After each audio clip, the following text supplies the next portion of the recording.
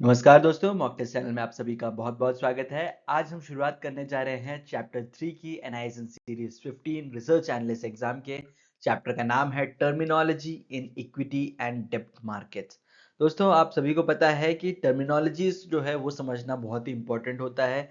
इससे क्या होता है कि आगे के जो कॉन्सेप्ट्स होते हैं वो एकदम क्लियर हो जाते हैं। तो हो सकता है कि कुछ टर्मिनोलॉजीज इसमें आपको ऑलरेडी पता हो, बट फिर भी आप वीडियो में अंत तक जरूर जुड़े रहें। अगर आप एनआईएसएम रिसर्च एनालिस्ट एग्जाम की तैयारी कर रहे हैं तो हमारे पास जो है मॉक टेस्ट अवेलेबल है, जो कि आपको mocktestchannel.com पे मिल जाएंगे। बाकी आपको चैप्टर एक्सप्लेनेशन जो है यहाँ पे उपलब्ध है। दोस्तों, यहाँ पे मैं बता रहा हूँ आपको इक्विटी और डेब्ट के बीच में डिफरेंस एज एन इन्वेस्टर। अगर मान लेते हैं कि अगर आप इक्विटी में निवेश करते हैं या फिर डेब्ट यानी कि बॉन्ड्स हो गए, इसमें निवेश करते हैं तो क्या क्या फर्क रहता है उसमें। ओनरशिप में फ़र्क रहता है, क्योंकि जब आप इक्विटी में निवेश करते हैं तो आप शेयर होल्डर भी रहते हैं उस कंपनी के, यानी कि आप उस कंपनी के पार्ट ओनर भी रहते हैं। वहीं पे डेप्ट में जब आप निवेश करते हैं तो आप बेसिकली किसी को कर्ज दे रहे होते हैं, लोन दे रहे होते हैं, कि जो सामने वाली पार्टी है वो आपको जो है जो भी अमाउंट आपने दिया है उसके ऊपर वो ब्याज देगी आपको, है ना। तो वो डेप्ट इंस्ट्रूमेंट्स कहलाते हैं। रिटर्न की बात करें तो शेयर मार्केट में आप सभी जानते हैं कोई गारंटीड रिटर्न होता नहीं है।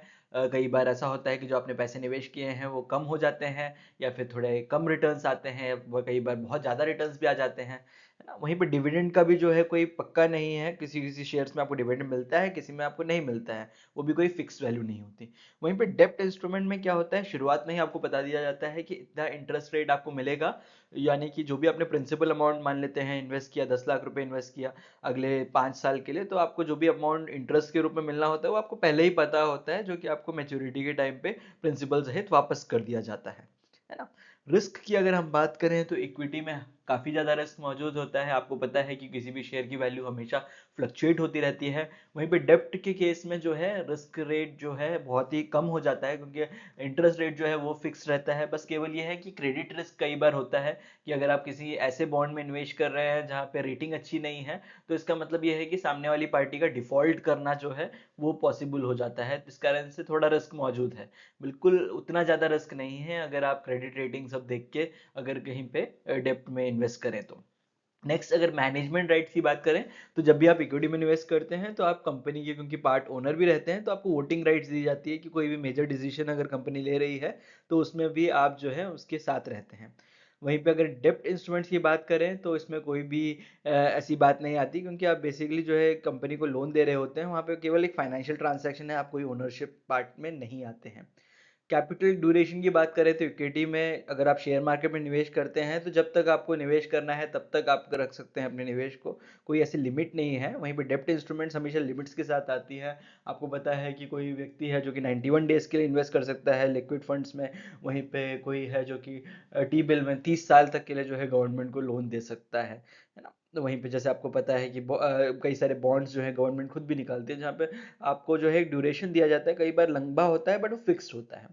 नेक्स्ट, प्रॉफिट क्लेम्स की बात करें तो इक्विटी में प्रॉफिट्स किस तरह से मिलता है, जब कंपनी अपने सारे जिनसे उन्होंने डेप्ट ले रखा है, कर्जा ले रखा है, उन सबको जो अमाउंट देना होता है वो सब वापस कर दे, उसके बाद जो बचा कुछ अमाउंट रहता है उसे रेसिडुअल प्रॉफिट्स के तौर पे जो है बाकी सब में बांटती है। वहीं पे डेप्ट इंस्ट्रूमेंट में ऐसा नहीं है। डेप्ट इंस्ट्रूमेंट में जो होता है फिक्स इंटरेस्ट रेट होने के कारण जो है आपको पहले से ही पता होता है कि ये अमाउंट आपको मिलना है। वहीं पे अगर मान लेते हैं कंपनी ने उस पैसों को यूज करके बहुत ज़्यादा अच्छा रिटर्न भी अगर कमा लिया तो भी आपका जो रिटर्न है वो फिक्स रहेगा। ऐसा नहीं है कि वो आपको जो ज़्यादा रिटर्न उन्होंने कमाया वो भी आपके साथ बांटे। आगे हम लोग दोस्त बात करते हैं फेस वैल्यू के बारे में। फेस वैल्यू क्या होता है, किसी भी शेयर का जो ओरिजिनल वैल्यू होता है उसे हम लोग फेस वैल्यू कहते हैं। फेस वैल्यू कभी भी किसी कंपनी की ज़्यादातर चेंज होती नहीं है। कई बार होता यह है कि लोग face value of a share को जो है मार्केट वैल्यू ऑफ शेयर से जो है कंफ्यूज होते हैं।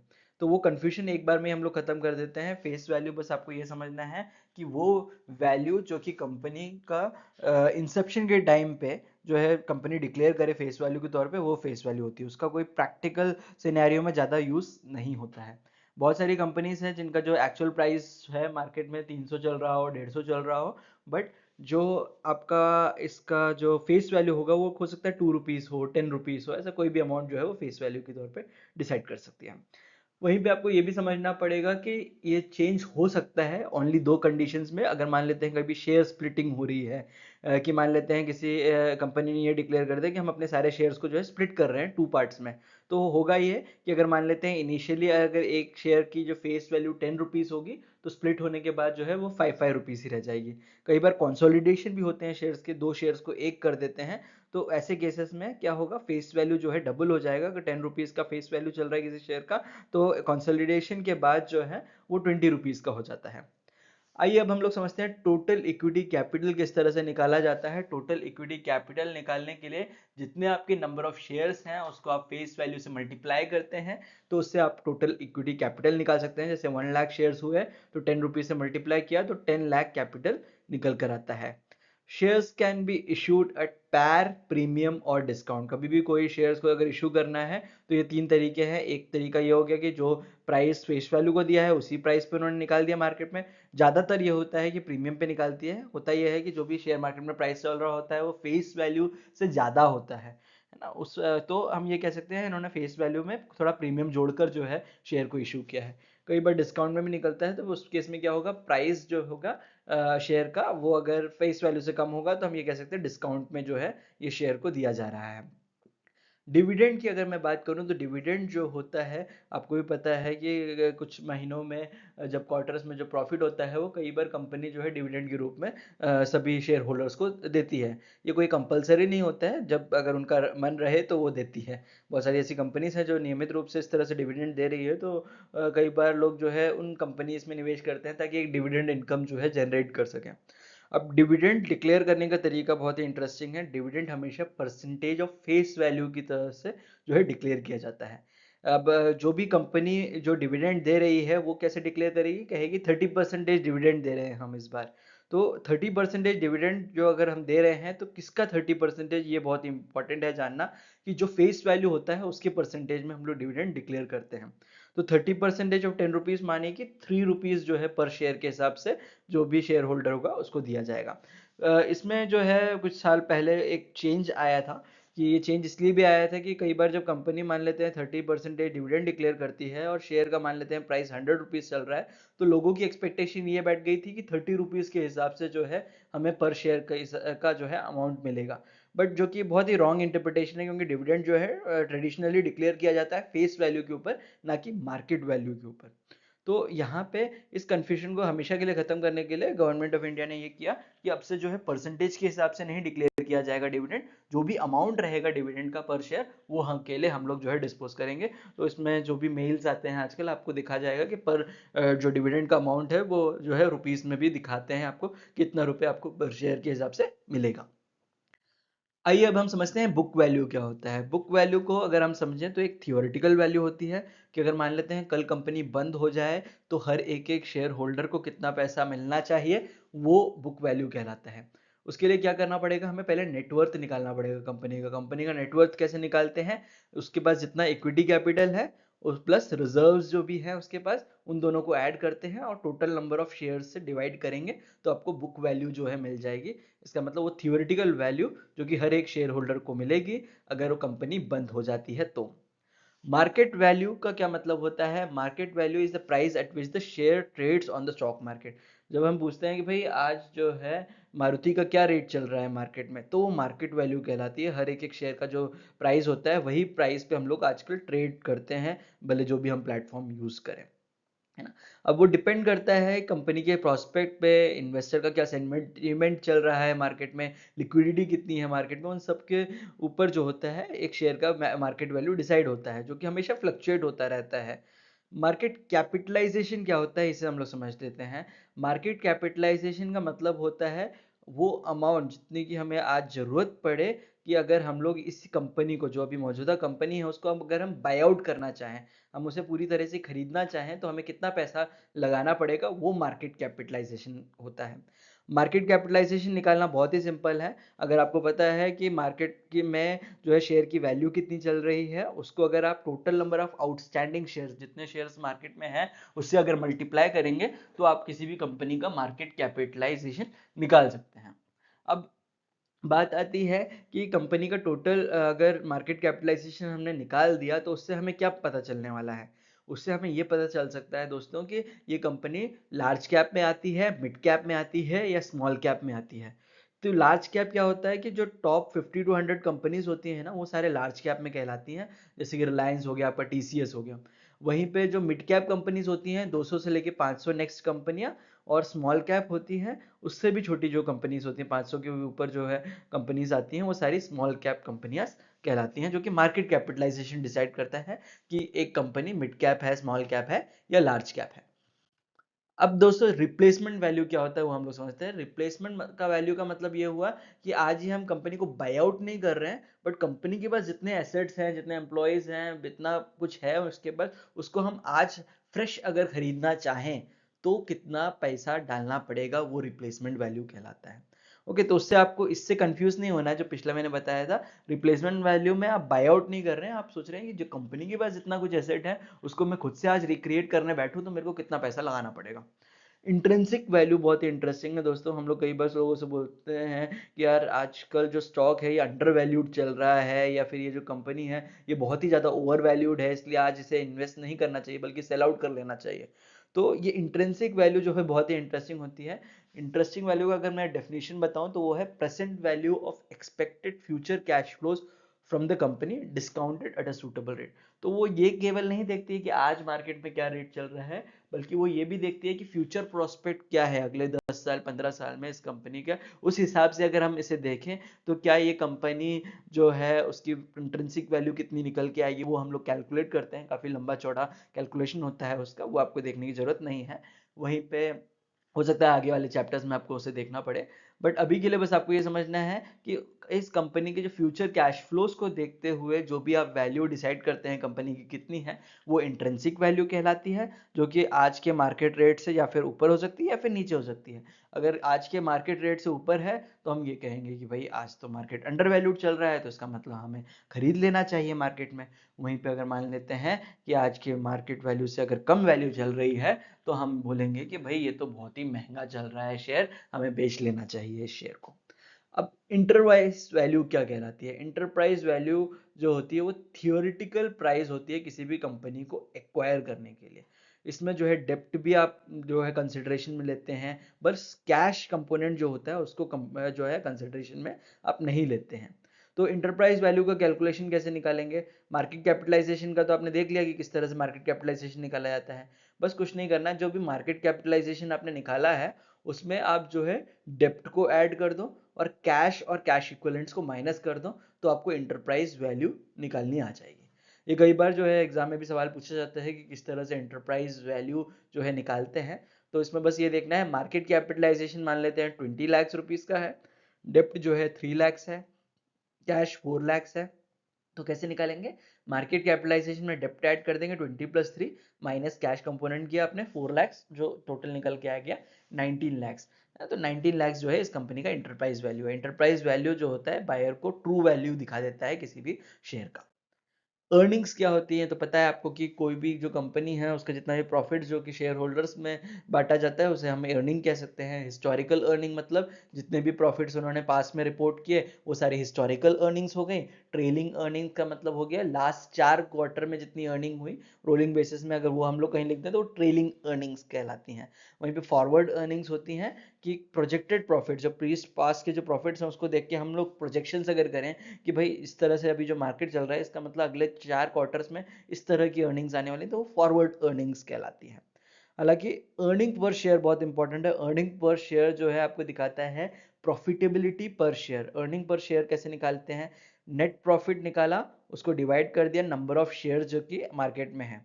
तो नेट प्रॉफिट मान लेते हैं 10 लाख रुपए का है, टोटल नंबर ऑफ शेयर जो मार्केट में वो 2 लाख है। तो अर्निंग पर शेयर निकालने के लिए क्या करना है? जो आपका नेट प्रॉफिट है डिवाइड करना है नंबर ऑफ शेयर से, तो आपका अर्निंग पर शेयर निकल आएगा। तो जितना आपका अर्निंग पर शेयर हाई है उतना ज़्यादा अट्रैक्टिव हो जाता है इन्वेस्टर्स के लिए। अब हम लोग समझते हैं डिविडेंड क्या होता है। डिविडेंड आप सभी को पता है कि कंपनी के पास जो एक्सेस प्रॉफिट होता है वो कई बार जो है वो बाकी लोगों में बांट लेती है जितने भी शेयर होल्डर्स हैं। और मैंने आपको ये भी बोला था कि जो डिविडेंड होता है वो परसेंटेज वैल्यू में निकाला जाता है फेस वैल्यू के। तो एक न्यूमेरिकल हम लोग देख लेते हैं कि मान लेते हैं किसी कंपनी ने डिक्लेयर किया डिविडेंड 40% का और फेस वैल्यू जो है 10 रुपीज है। तो डिविडेंड पर शेयर कैसे निकलेगा? 40% इंटू 10 जो कि 4 रुपीज पर शेयर के हिसाब से निकल कर आया।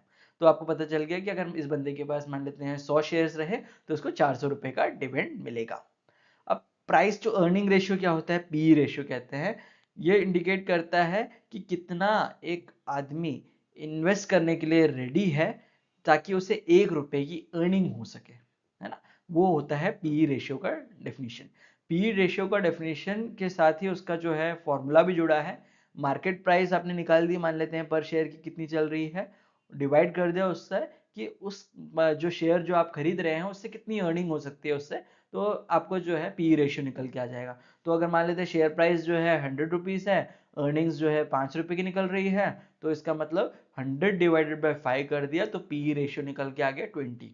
तो अगर मान लेते हैं कि पी रेशियो जो है अगर हाई चल रही है, इसका मतलब ये है कि हम ग्रोथ जो है हाई एक्सपेक्ट कर रहे हैं मार्केट में, जो लोगों की सेंटिमेंट्स ऐसी है कि कंपनी में जो है अच्छा खासा ग्रोथ आने वाला है।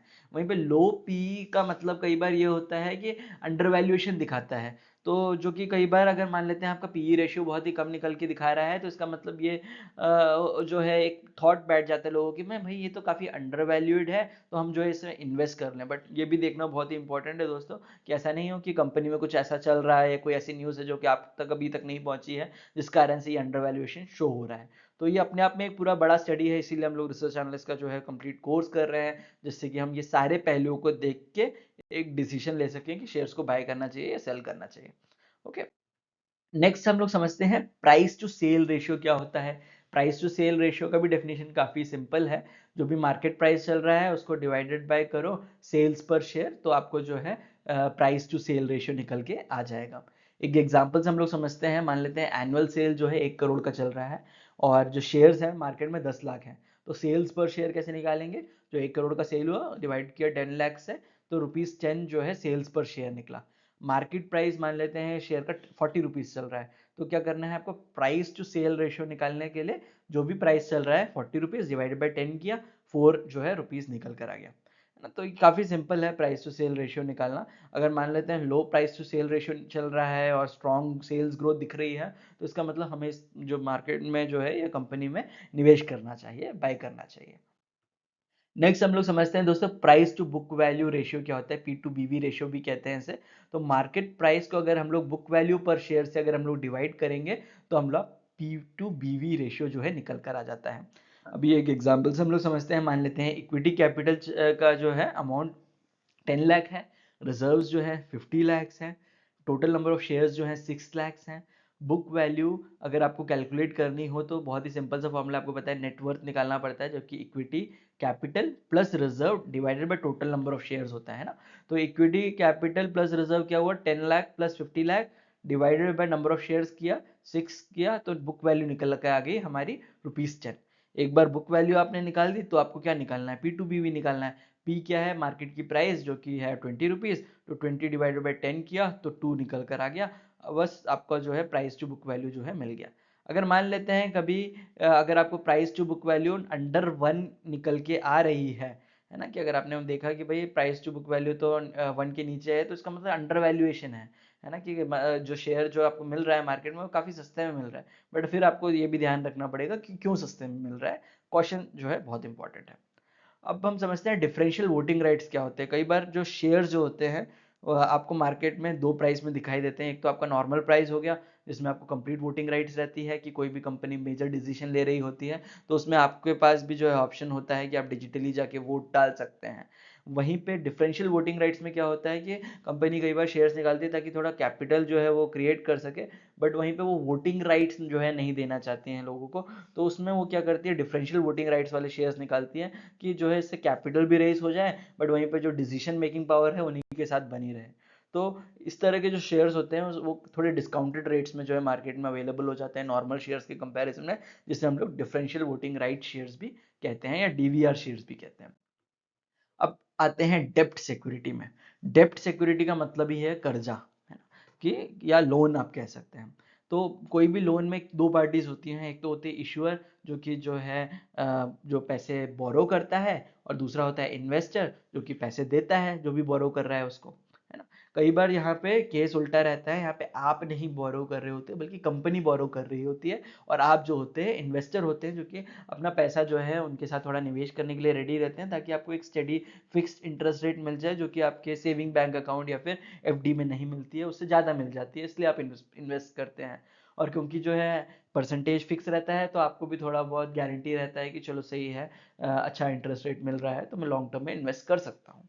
अब मान लेते हैं आप एक कंपनी है जिसको 100 करोड़ रुपीस का अमाउंट जो है रेज करना है, तो दो ऑप्शन निकलते हैं आपके पास। एक हो गया कि आप लोन ले लो किसी बैंक में जाके, दूसरा ऑप्शन होता है कि भाई मेरे को लोन जो है कोई देने को रेडी नहीं है, या फिर हो सकता है कि मेरे को देने के लिए रेडी भी होगा तो भी लोन में जो होता है एक सिंगल पार्टी या सिंगल प्लेयर के साथ आप जो है काम कर रहे हो, तो आप थोड़ा एक्सपोजर बढ़ाना चाहते हो आप बाकी सभी इन्वेस्टर्स के साथ, तो आप क्या कर सकते हो, डेप्ट सिक्योरिटीज जो है रेज कर सकते हो। करना ये होगा कि आपको बॉन्ड पेपर निकालने पड़ेंगे। 1 करोड़ जो है यूनिट्स जो हो गए बॉन्ड्स के आपने रिलीज किए, वो भी 100 रुपीज की फेस वैल्यू के साथ।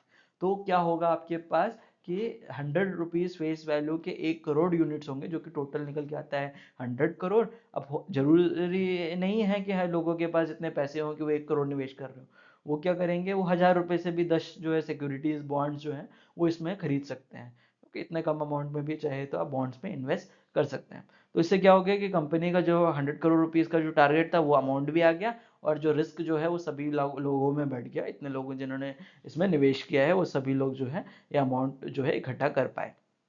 अब इसमें की टर्म्स होती हैं किसी भी लोन वाली बात में। एक होता है प्रिंसिपल, जो कि अमाउंट जितना बोरो किया उसको हम लोग प्रिंसिपल कहते हैं। कूपन रेट होता है या कूपन कहते हैं जिसे, जो कि होता है इंटरेस्ट रेट, जितना इंटरेस्ट रेट में जो है लोन दिया जा रहा हो। Maturity when the money is return, इसका मतलब कितने साल के लिए हम लोन दे रहे हैं, वो मेच्योरिटी कहलाती है, जो कि हम लोग ईयर्स में कैलकुलेट करते हैं। और लास्ट दिया हुआ है सिक्योर्ड वर्सेस अनसिक्योर्ड। अब जब भी कोई लोन की बात होती है ना दोस्तों, तो उसमें कोई ना कोई चीज़ तो गारंटी पे रखना पड़ता है, कोलैटरल रखते हैं, जैसे हम लोग घर रखते हैं, कई बार स्टूडेंट लोन लेते हैं तो वो सिक्योर्ड लोन कहलाता है, कि अगर मान लेते हैं डिफॉल्ट हो रहा है तो घर उठा के ले जा सकते हैं, तो वो सिक्योर्ड होता है। अनसिक्योर्ड का मतलब होता है हमारे पास कोलैटरल देने के लिए कुछ नहीं है। तो उसी तरह से जो कंपनी भी जब इस तरह के इंस्ट्रूमेंट्स निकालती है तो दोनों तरीके से निकालती है, एक तो सिक्योर्ड होते हैं, एक अनसिक्योर्ड होते हैं। तो अनसिक्योर्ड में ये होता है कि थोड़ा रिस्क ज़्यादा हो जाता है, क्योंकि अगर मान लेते हैं सामने वाली पार्टी ने डिफॉल्ट कर दिया तो कोई ऐसा तरीका नहीं है कि आप उनसे पैसे निकलवा सको, क्योंकि वो अनसिक्योर्ड थे। ऑफ कोर्स अगर अलग लीगल तरीके से हो सकते हैं, बट सिक्योर्ड नहीं है अपने आप में, ये जो है कोई कोलैटरल नहीं है, कोई चीज़ ऐसी रखी नहीं है जिसके जो है बैकअप के थ्रू जो है आपको लोन जो है मिल रहा है। ओके, नेक्स्ट हम लोग बात करते हैं फेस वैल्यू।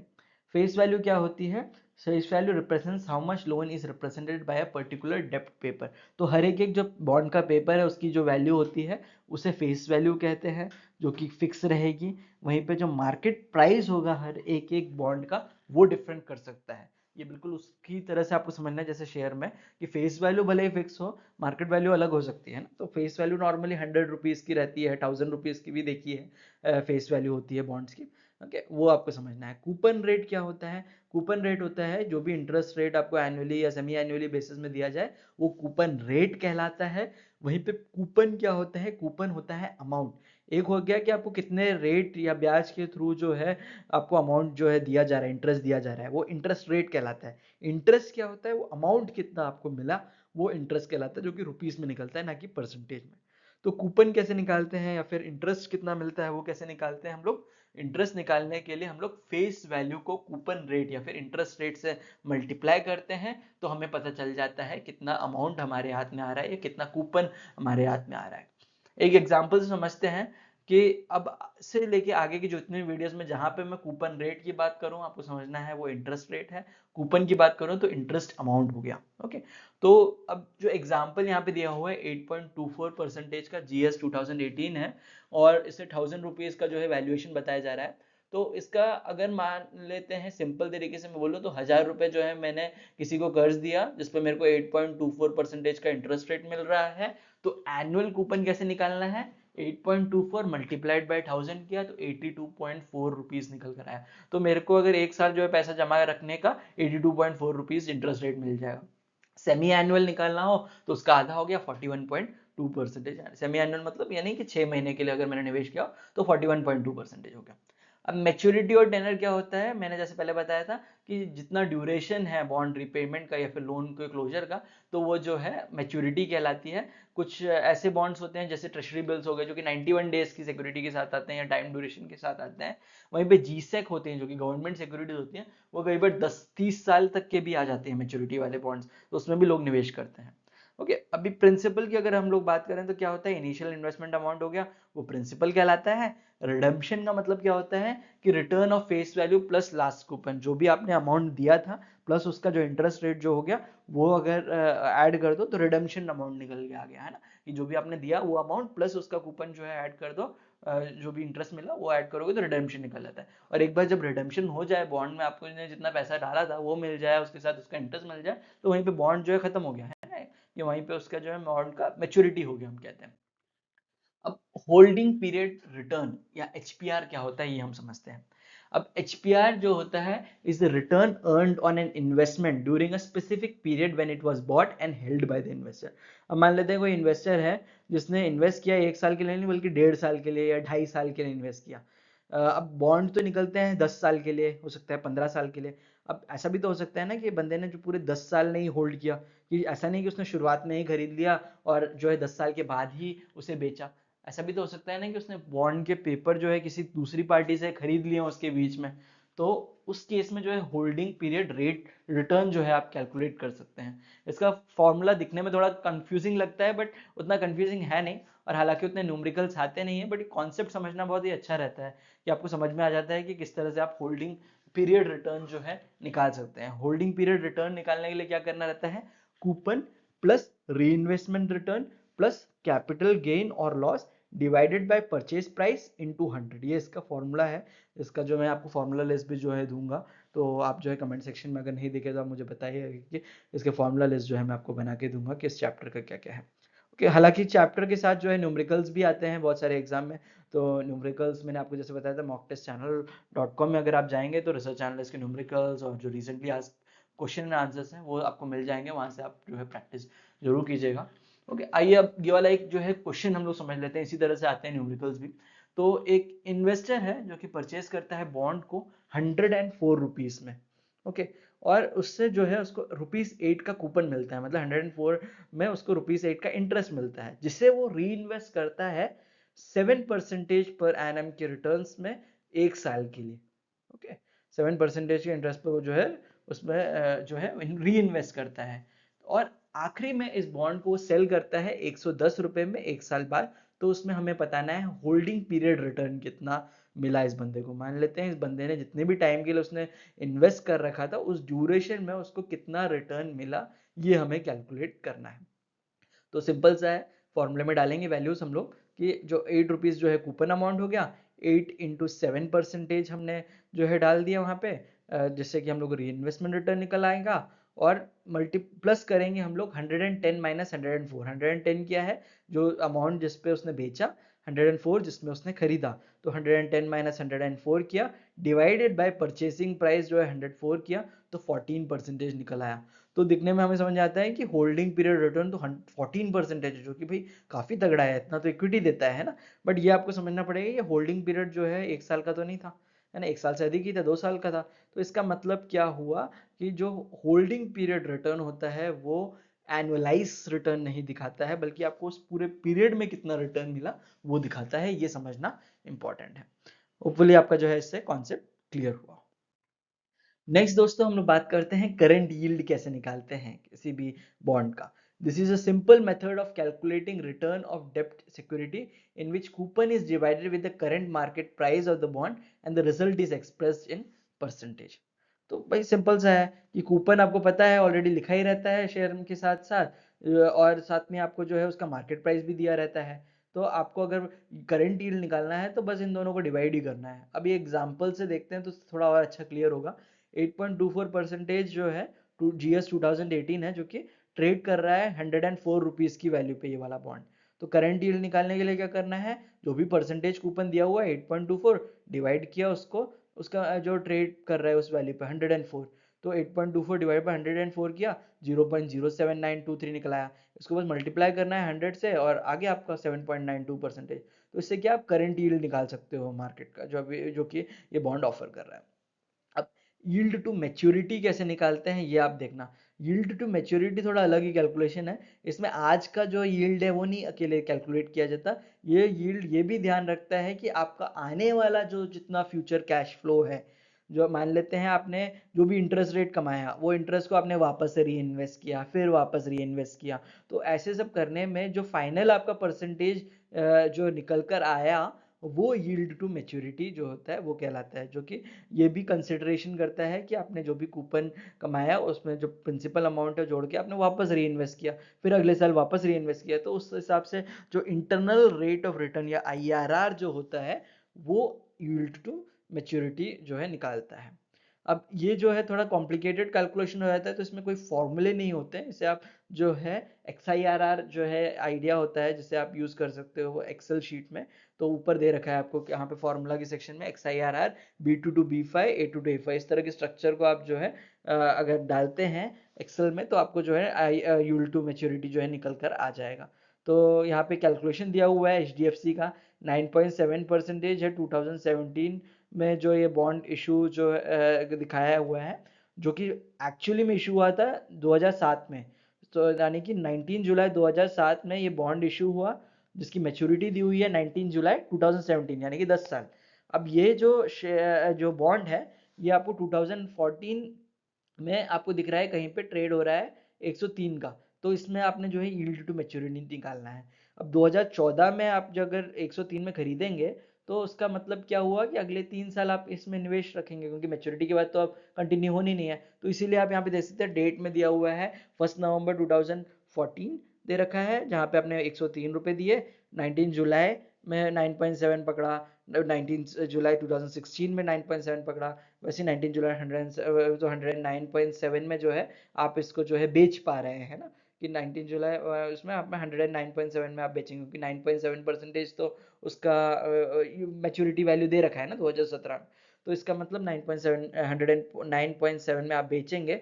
तो अगर आप टोटल यील्ड टू मैच्योरिटी अगर कैलकुलेट करें इस फॉर्मूला को यूज करके तो 9.6% जो है निकल कर आता है। हालांकि यील्ड टू मैच्योरिटी जो है काफी इंटरेस्टिंग है क्योंकि इजीली कैलकुलेट हो जाता है एक्सेल शीट में। बट ये आपको समझना पड़ेगा ये करंट यील्ड से भले ही थोड़ा फेवरेबल माना जाता है, बट इसमें एक फ्लॉ है, डिजाइन में एक फ्लॉ है जिसे हम कहते हैं ना, कि इसमें डिजाइन में फ्लॉ क्या है पता है, कि जो भी अमाउंट आपने री इन्वेस्ट करने का सोचा, हमने ये एज्यूम करके सोचा कि उस समय भी हमें वही रेट मिलेगा जो अभी मिल रहा है।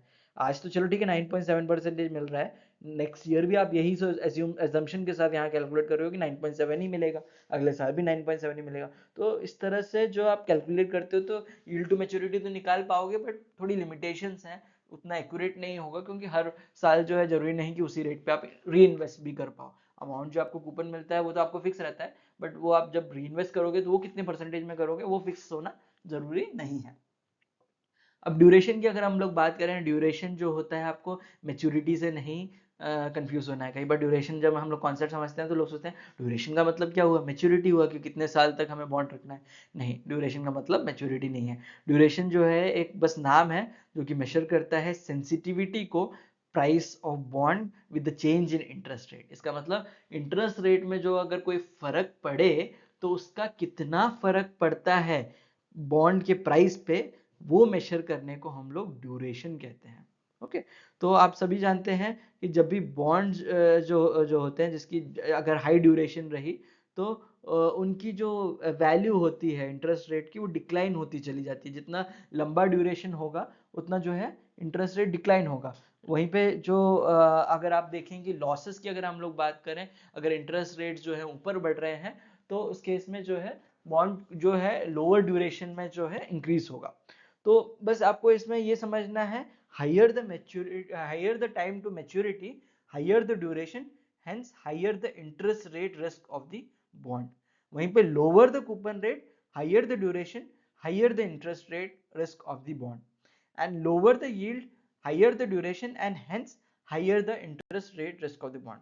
सो इससे हो क्या रहा होता ये है कि जब आप किसी बॉन्ड में इन्वेस्ट करते हैं और जैसे जैसे ड्यूरेशन जो है कम होता रहता है, तो ड्यूरेशन जिस तरह से डिक्लाइन होता है उसी के साथ साथ जो है रिस्क एलिमेंट जो होता है वो भी लो होता चला जाता है।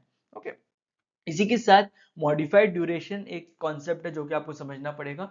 मॉडिफाइड ड्यूरेशन जो होता है ड्यूरेशन से थोड़ा अलग है। इसमें आप ये नहीं कैलकुलेट करते कि कितना सेंसिटिविटी है, आप बल्कि एक्चुअली में ये वैल्यू कैलकुलेट कर पाते हैं कि मान लेते हैं इंटरेस्ट रेट इतने परसेंटेज से चेंज हुआ तो प्राइस ऑफ द बॉन्ड कितना चेंज होगा। उसका एक सिंपल सा फॉर्मूला है ड्यूरेशन का।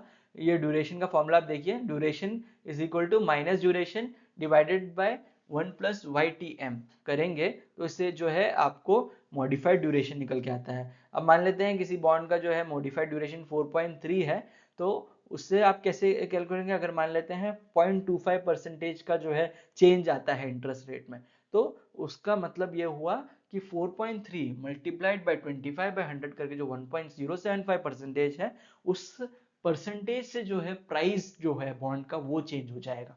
वो भी ऑपोजिट डायरेक्शन में होगा, है ना, क्योंकि आपको पता है कि जैसे इंटरेस्ट रेट ऊपर जाता है तो बॉन्ड का जो है प्राइस नीचे जाता है, बॉन्ड का प्राइस ऊपर जाता है तो इंटरेस्ट रेट नीचे आता है, तो वो जो है उस पैटर्न में चलेगा।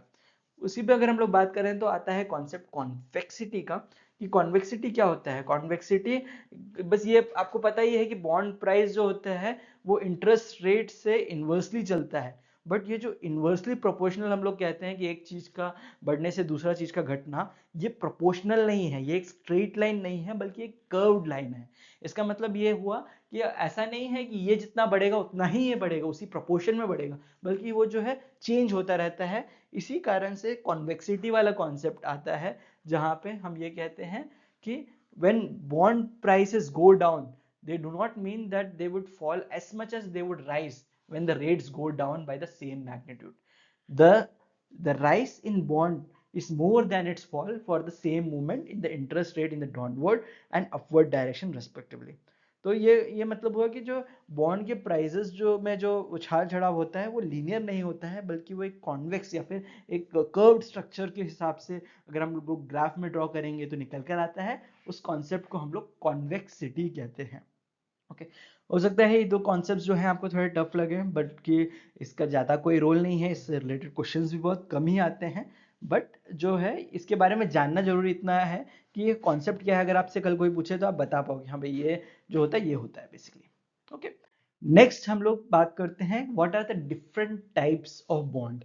कि एक तो हो गया आपका zero coupon bond. Zero coupon bond क्या होते हैं? जीरो कूपन बॉन्ड होते हैं जो कि अपने पूरे एंटायर टर्म में कोई भी कूपन जो है नहीं डिक्लेयर करते। तो ये तो थोड़ा अजीब हो गया है ना, कि ऐसा कौन सा डेप्ट इंस्ट्रूमेंट है जो कि आपको ये भी नहीं बता रहा है कि कितना इंटरेस्ट रेट देने वाला है ना। इसका कॉन्सेप्ट थोड़ा अलग है। ये हालांकि काफ़ी पॉपुलर भी है, बहुत सारे ट्रेजरी बिल्स हैं, सीपीज हैं, सीडीज हैं जो कि जीरो कूपन बॉन्ड्स जो है निकालती हैं। तो इसमें क्या होता है दोस्तों कि 100 रुपीज़ का मान लेते हैं किसी बॉन्ड का वैल्यू है, फेस वैल्यू जो है 100 रुपीज़ है। तो जो कंपनी ये बॉन्ड निकालती है वो 5 या 10 साल पहले निकालेगी और बोलेगी हम जो ये बॉन्ड है जो कि 100 रुपीज़ का है वो हम आपको 83 रुपीज़ में दे रहे हैं, वो भी साल 2010 में, जो कि आप 2020 में जो है 100 रुपीज़ में निकाल सकते हैं। तो ये जो डिफरेंस होता है 83 और 100 का, उससे आप जो है प्रॉफिट मान लीजिए।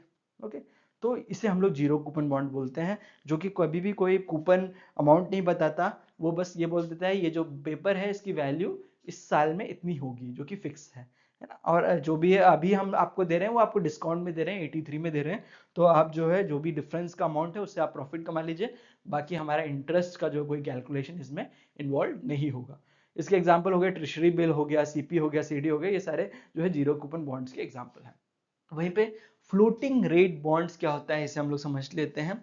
फ्लोटिंग रेट बॉन्ड्स जो होते हैं बहुत ही कॉमन है, आपने भी देखा होगा जब भी आप कभी हाउसिंग लोन लेते हो तो आपके पास दो ऑप्शन रहते हैं, क्योंकि फिक्स जो है इंटरेस्ट में आप लोन देना चाहते हैं या फिर आप मार्केट के हिसाब से जो भी हाउसिंग लोन का जो रेट चल रहा है उससे ऊपर से ऊपर नीचे करना चाहते हैं, वो दोनों फ्लेक्सिबिलिटी कई बार आपको बैंक देती है। तो उसी को हम लोग फ्लोटिंग रेट बॉन्ड कहते हैं, है ना। कि ये कोई एक फिक्स्ड कूपन नहीं होता है, बल्कि जो है ये पीरियोडिकली रीसेट होता रहता है, कई बार 6-6 महीने के इंटरवल में जो है इंटरेस्ट रेट जो है depending upon the scenario change होता रहता है। तो इस तरह के बॉन्ड्स में होता यह है कि जब भी इंटरेस्ट रेट अगर मान लेते हैं ऊपर जा रहे हैं, तो इस तरह के जो फ्लोटिंग रेट बॉन्ड्स में इन्वेस्ट करना अच्छा रहता है, क्योंकि कई बार इससे एक मार्केट के हिसाब से जो है ट्रैकिंग हो जाती है। ऐसा कभी होता नहीं है कि आपको महंगा लग रहा हो बॉन्ड, क्योंकि मार्केट को जो है वो कॉपी करता रहता है। तो फ्लोटिंग रेट बॉन्ड्स इसलिए काफ़ी ज़्यादा एडवांटेजेस भी कहा जाता है। वहीं पे मैक्सिमम और मिनिमम लिमिट्स होते हैं कूपन रेट्स के फ्लोटिंग रेट बॉन्ड्स में, जिसे हम लोग कैप और फ्लोर कहते हैं। कि मैक्सिमम जो अमाउंट होगी उसे कैप कह देंगे, मिनिमम जो अमाउंट कूपन रेट का हो सकता है उसे हम फ्लोर बोल देते हैं। ये पहले से ही वो लोग डिक्लेयर कर लेते हैं। तो हाउसिंग लोन हो गया, ये एक फ्लोटिंग इंटरेस्ट रेट का एग्जाम्पल होता है। नेक्स्ट हम लोग बात करते हैं कन्वर्टेबल बॉन्ड्स का। आगे की भी हम लोगों ने पिछले कोर्सेस में भी काफ़ी बार हमने पढ़ा था कन्वर्टेबल बॉन्ड्स के बारे में। चैप्टर 2 में भी इसका जिक्र है। तो ये ऐसे बॉन्ड्स होते हैं जिसको हम लोग डेप्ट इंस्ट्रूमेंट की तरह तो इशू करते हैं, बट ऑप्शन रहता है सामने वाले के पास कि चाहे तो ये जो कन्वर्टेबल बॉन्ड है उसको इक्विटी में वो कन्वर्ट कर सकता है आगे जाके। वो भी ऑप्शनल होता है किसी केसेस में, और किसी केस में कंपलसरी होता है कि उसको ये कन्वर्ट कराना ही कराना है, कि जितने भी आपने इन्वेस्ट किया है उसको आपको आगे जाके इक्विटी में कन्वर्ट करना पड़ेगा। वहीं पे दूसरा ऑप्शन रहता है, इसे आप फुल्ली कन्वर्ट कराओ या फिर पार्शियली कन्वर्ट कराओ। अब फुल्ली कन्वर्ट में ये हुआ जितना भी अमाउंट डाला था, ये जो आपने डेप्ट में डाला था, वो पूरा का पूरा जो है इक्विटी में कन्वर्ट हो जाएगा एक टाइम बाद। दूसरा होता है कि पार्शियली कन्वर्ट कराओ, कि जितना उसका आधा अमाउंट है वो आपने जो है इक्विटी में रखा और बाकी का अमाउंट जो है डेप्ट में चलने दिया, जिससे कि उससे आपको जो है अर्निंग इंटरेस्ट रेट भी जो है मिलता रहा। ओके। इसमें एडवांटेज होता है इश्यूअर को, जो भी ये कन्वर्टेबल बॉन्ड देता है उसका एक सबसे पहला एडवांटेज तो ये होता है कि अगर मान लेते हैं सामने वाली पार्टी ने इक्विटी में कन्वर्ट करा दिया, तो इसका ये मतलब हो गया कि भाई प्रिंसिपल अमाउंट वापस देने की जरूरत ही नहीं है। क्योंकि अगर आप डेप्ट में इन्वेस्ट कर रहा होता कोई, तो उसको तो भाई कैश ही में पैसे वापस देने होते हैं ना। वहीं पे जब कन्वर्टेबल बॉन्ड्स की बात आ गई और सभी की सभी चीज़ को अगर इक्विटी में कन्वर्ट करा दिया हो, तो जो है उसको अमाउंट वापस देने की जरूरत ही नहीं पड़ी, है ना। क्योंकि उसको बस शेयर्स देने पड़े उसकी जगह। वहीं पे दूसरा ये होता है कि अगर मान लेते हैं कि इसमें एक डिसएडवांटेज भी होता है दोस्तों। डिसएडवांटेज ये होता है कि अगर मान लेते हैं शेयर्स देने पड़े इस बंदे को, तो जो एक्सिस्टिंग शेयर होल्डर्स का जो पावर्स हैं वो डाइल्यूट भी तो हो रहे हैं ना, क्योंकि कितने ज़्यादा नंबर ऑफ शेयर्स आएंगे उतना ही हर एक शेयर्स का जो स्टेक्स है वो कम होगा। ओके, तो ये एक जो है डिसएडवांटेज भी माना जाता है। और इसी कारण से जो ये शेयर्स होते हैं, ये कई बार मार्केट में जब आपको मिलते हैं इन्वेस्ट करने के लिए, तो उनका जो कूपन रेट होता है वो लो होता है प्योर डेप्ट इंस्ट्रूमेंट्स के कंपैरिजन में। क्योंकि डेप्ट इंस्ट्रूमेंट्स जो प्योर होते हैं उसमें डेप्ट में सारा काम होता है, तो अगर उसका 8 चल रहा है तो इसका 6% जो है चलेगा। नेक्स्ट हम लोग समझते हैं एमोर्टाइजेशन बॉन्ड्स क्या होता है। नॉर्मली अगर आप किसी भी बॉन्ड की बात करो तो क्या होता है कि एक इंटरेस्ट रेट होता है जो कि उसे व्यक्ति को जो है हर साल जो है मिलता है, और प्लस में आखिरी में जो है पूरा प्रिंसिपल का जो अमाउंट होता है वो रिटर्न कर दिया जाता है। बट कुछ ऐसे बॉन्ड्स भी होते हैं जिसमें दोस्तों ना केवल आपको इंटरेस्ट रेट मिलता है, बल्कि आपको कुछ परसेंटेज जो प्रिंसिपल अमाउंट आपने दिया है वो भी रिटर्न होता चला जाता है। कुछ क्लिक हुआ? हाँ, बात हो रही है हाउसिंग लोन की दोस्तों। यही तो आप भी बैंक के साथ करते हैं ना, कि जब बैंक से कोई लोन लिया तो आप जब रिपे करते हैं उसको ईएमआई में, तो आप क्या करते हैं, केवल इंटरेस्ट ही इंटरेस्ट तो नहीं देते ना, आप तो बल्कि प्रिंसिपल भी थोड़ा थोड़ा देते हैं। शुरुआती टाइम में क्या करते हैं, इंटरेस्ट ज़्यादा देते हैं और प्रिंसिपल कम देते हैं, और आखिरी आते आते आते क्या होता है, प्रिंसिपल अमाउंट जो होता है वो ज़्यादा हो जाता है और इंटरेस्ट जो कंपोनेंट है वो कम हो जाता है। तो उसी को एमोर्टाइजेशन बॉन्ड कहते हैं। जब जो है इस तरह के बॉन्ड जो कि आपको इंटरेस्ट के साथ साथ जो है प्रिंसिपल का अमाउंट भी जो है देते रहे, तो वो एमोर्टाइजेशन बॉन्ड्स कहलाता है। नेक्स्ट दोस्तों हम लोग बात करते हैं कॉलेबल बॉन्ड्स की। कॉलेबल और पुटेबल थोड़े कॉन्सेप्ट्स जो हैं ऑप्शन ट्रेडिंग वालों को ज़्यादा अच्छे से पता होगा, बट अगर आपको वो नहीं भी पता होगा तो भी मैं आपको पूरा समझा दूंगा। ओके, कि कॉलेबल बॉन्ड्स क्या होता है। अभी यहाँ पे कॉन्सेप्ट आपको ये समझना पड़ेगा कि कॉलेबल बॉन्ड में जो भी बंदा जो बॉन्ड इशू कर रहा होता है, उसके पास ऑप्शन रहता है कि वो बॉन्ड को तभी रिडीम करा ले कि सभी को जो भी पैसा उसने बोरो किया वो वापस कर दे और बॉन्ड को क्लोज कर दे। तो वो जो पावर जो राइट्स उस बंदे के पास होती है कि उसके पास ऑप्शन है कि वो जिसने भी बॉन्ड इशू किया है वो जब चाहे आगे जाके फ्यूचर में डिपेंडिंग ऑन द सिचुएशन जो है वो चाहे तो बॉन्ड को जो है बंद करके अपना जो पैसा जो देना था वो सब दे के वो जो लोन है उसे क्लोज कर सकता है। उसे हम लोग कॉलेबल बॉन्ड्स कहते हैं। ओके, अभी ये जो पावर अगर किसी बंदे को दिया जाए तो वो पावर कब यूज करेगा, वो सिनेरियो आप समझिए कि जब मार्केट में इंटरेस्ट रेट नीचे गिर रही होंगी। ओके, तभी तो वो शेयर जो है वो करेगा ना। क्योंकि अगर मान लेते हैं मार्केट में जो है इंटरेस्ट रेट बहुत जो है नीचे गिर जाए, मान लेते हैं बॉन्ड जो इसने सेल किया था तो उसने 8% इंटरेस्ट रेट देने का वादा किया, ओके। अब मार्केट में जो इंटरेस्ट रेट गिर गया 6%, तो इसका मतलब ये भी तो हुआ कि भाई ये बंदा जो है 8% इंटरेस्ट रेट क्यों दे रहा है किसी लोन पे। इससे तो बेहतर है कि वो जो पैसे हैं वो उसके उसकी जगह वो 6% जहाँ से इंटरेस्ट रेट में लोन मिल रहा है उनसे ले ले और 8% वाला जो है क्लोज कर दे, राइट, वही उसके फायदे में होगा। तो वो राइट जो है वो कई बार एक्सरसाइज भी करता है। इस केस में क्या होगा दोस्तों कि वो अपना जो 8% वाला लोन जो आपसे आपसे उनने लिया है उसे वो क्लोज कर देगा कॉलेबल बॉन्ड्स के जो रूप में, और उसके बाद जो 6% में कहीं पे अगर लोअर इंटरेस्ट रेट में मिल रहा हो मार्केट में, वहां से वो फ्रेश लोन ले लेगा उतने ही अमाउंट का।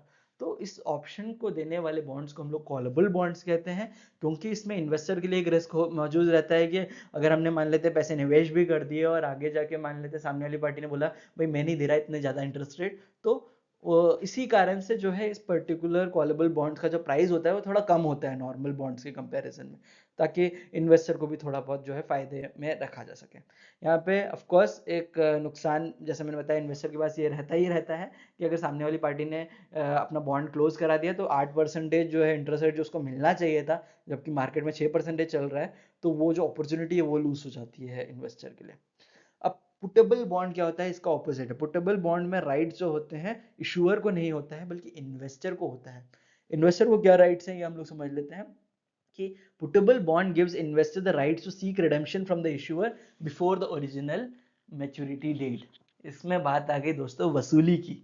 अब वसूली क्या होगी भाई कि मैंने लोन तो दे रखा था 10 लाख रुपए का 10 साल के लिए, अब मेरे को जरूरत पड़ गई दूसरे साल में और मैंने बोल दिया कि भाई मुझे मेरे पैसे वापस दो, तो वो कहलाता है पुटेबल बॉन्ड। तो यहाँ पे इन्वेस्टर के पास राइट्स होती है। अब सवाल आता है कि क्यों इन्वेस्टर ये राइट्स अपनाएगा, किसी को अगर लोन दिया 10 साल का तो क्यों वो अपने पैसे वापस लेना चाहता है। वहीं पे सिनेरियो उल्टा हो जाता है। ये कब होता है, जब मान लेते हैं मार्केट में इंटरेस्ट रेट ज्यादा अच्छे मिल रहे हो, है ना, कि यहाँ पे बंदे ने क्या किया कि 8% की इंटरेस्ट रेट में जो है पैसे अपने दिए लोन पे। अब मार्केट रेट में क्या चल रहा है कि मार्केट में इंटरेस्ट रेट चल रहा है 15% का या 12% का। तो अब क्या करेगा ये जो बंदा है बोलेगा कि भाई मेरे को मेरे पैसे वापस दो, मैं 12 या 15 में लगाने के लिए रेडी हूँ, है ना। तो वो उस तरह के जो ऑप्शंस जो अवेल करने वाले बॉन्ड्स होते हैं उसको हम लोग पुटेबल बॉन्ड्स कहते हैं, जिससे कि वो पैसे जो है निकाल ले मैच्योरिटी से पहले वहां से और दूसरी जगह पे इन्वेस्ट कर सकें हायर रेट पे। ओके, दोनों चीजें सही गलत कुछ नहीं है इसमें, है ना, इसको आप अपने इमोशन से मत जोड़िएगा। ये ऑप्शंस हैं जो दोनों पार्टीज जो इस तरह के बॉन्ड्स या एग्रीमेंट्स में आती हैं, दोनों को मालूम रहता है ये चीज पहले से ही कि ये ऑप्शन है उसके पास। ओके, और डिपेंडिंग अपॉन क्या सिचुएशन चल रहा है, कितने लॉन्ग टर्म के लिए वो सिचुएशन प्रिवेल करेगा, लोग अपना जो राइट्स हैं वो लगा सकते हैं। नेक्स्ट दोस्तों बात करते हैं पेमेंट इन काइंड बॉन्ड्स की। इस तरह के बॉन्ड्स जो है नॉर्मली रिटेल इन्वेस्टर्स के लिए नहीं होता है, बल्कि कॉन्सेप्ट जो है सिलेबस में है इसलिए मैं कवर कर रहा हूँ। ये बेसिकली कंपनीज करती हैं। मान लेते हैं कंपनी के पास कैश है नहीं ज़्यादा, तो वो क्या कर सकती हैं कि वो अपना जो भी बॉन्ड्स में कूपन देने की जगह वो जो है और ज़्यादा बॉन्ड्स जो है वो पे कर सकती हैं। एक तरह से आप ये कह सकते हैं लोन के ऊपर लोन लेने वाली बात होगी कि अगर मतलब कंपनी के पास कैश देने के लिए है नहीं तो कूपन की जगह जो है देना चाहिए, जो इंटरेस्ट देना चाहिए अमाउंट, वो इंटरेस्ट की जगह वो दूसरा बॉन्ड पकड़ा रही है ना। तो इस तरह की बॉन्ड्स भी मार्केट में चलती हैं, बिजनेस सिनेरियो में काफ़ी कॉमन है, जिसे हम लोग कहते हैं payment in kind bonds. Okay, of course ये काफ़ी ज़्यादा रिस्की भी है, क्योंकि आपको अगर कोई बंदा बोल रहा है कि भाई मैंने जो है लोन का जो पैसा है वो तो नहीं दे सकता, बट मैं एक काम कर सकता हूँ और लोन ले लेता हूँ आपसे, तो वो वाली तरह उस तरह की जो है बात हो जाती है। तो पेमेंट इन काइंड बॉन्ड्स तो वो थोड़ा रिस्की होता है, नॉर्मल रिटेल इन्वेस्टर्स उसमें इन्वॉल्व नहीं होते हैं।